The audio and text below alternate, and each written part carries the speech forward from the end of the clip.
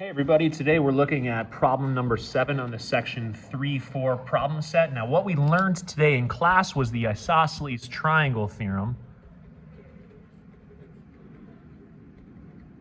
Okay, which tells you when I got a couple pair of sides of a triangle, that means it's an isosceles triangle, that I know that the angles opposite those two congruent sides have to be congruent as well. Okay, so what we've learned so far is that when I have two congruent sides of a triangle, that gets me to two congruent angles.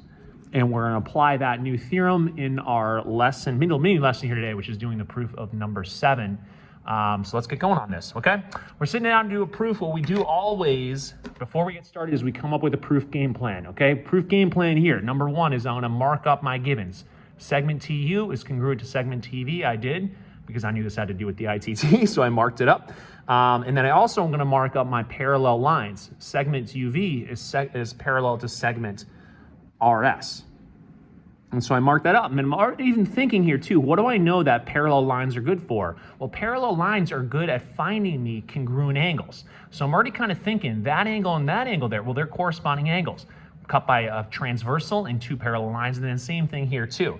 Okay, I've obviously been doing it for a while, so I have those connections, but I want you to be brainstorming as well about the connections that might come up later, not even looking at the proof statement.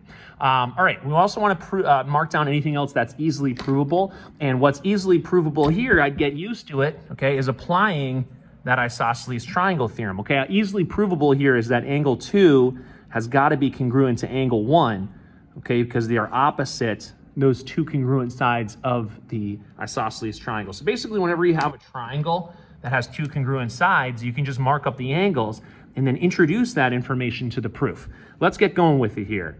Statements, reasons.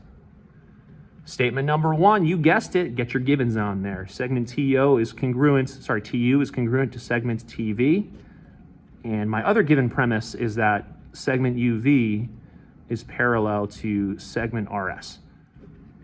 Given. What did we learn in class today? Well, we learned the isosceles triangle theorem. So that's going to build off of one of these two premises, and that's going to be this one, okay? When I have a couple pairs of sides of a triangle that are congruent, then I know the angles opposite those sides also have to be congruent. So I know angle 1 is congruent to angle 2, by the ITT. That's right. The isosceles triangle theorem is abbreviated ITT, and hopefully you label it as such in your notes here today in class. All right, why is that good? Well, I knew that was where we're leading to because this is what we had in class today, but now let's start reasoning backwards. What is it that I want to prove? Well, I want to prove that angle R is congruent to angle S.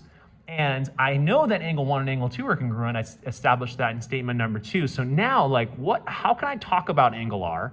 How can I talk about angle S? What's like a valid statement I can make? Because I can't say they're congruent yet. I can't do that. I don't know if TR and TS are congruent. If I did know that TR and TS were congruent, well, then I could just use ITT to say that R and S are congruent, okay? So I can't do that here, so I'm thinking, how did this given premise help us here? Okay, I already know that this given premise here led me to congruent angles. This given premise, parallel line here, what can I say? Well, I can say something about R, for instance. Okay, given that these two lines are parallel, angle R is congruent to what? Angle 1.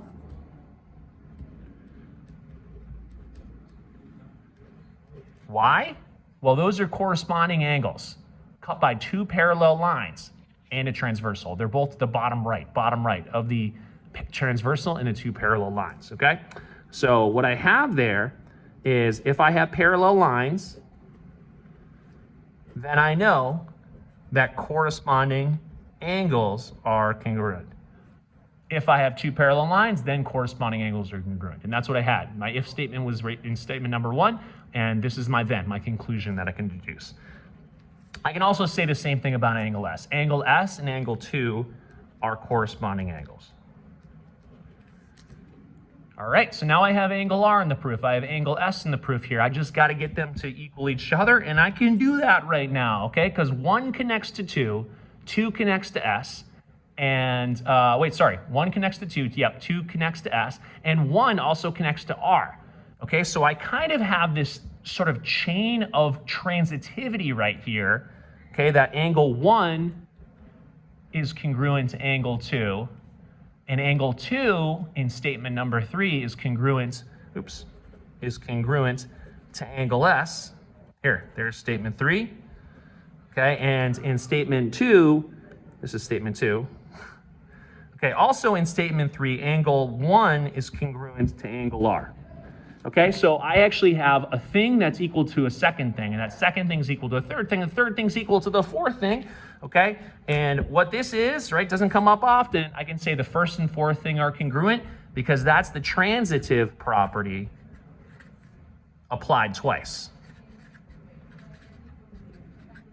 Right, normally transitive, you have 3 things that all connect to a common second thing, but here we have 4 things that the second and third things connect to the first and fourth things. Anyways, is it confusing? Is it a lot to think about? Yes, it is, but that's what makes it fun. Angle R is congruent to angle S, and we can QED this bad boy. It's all proven. Message me if you have any questions. Have fun on the rest of the problem set. Hopefully this helps somebody. Bye.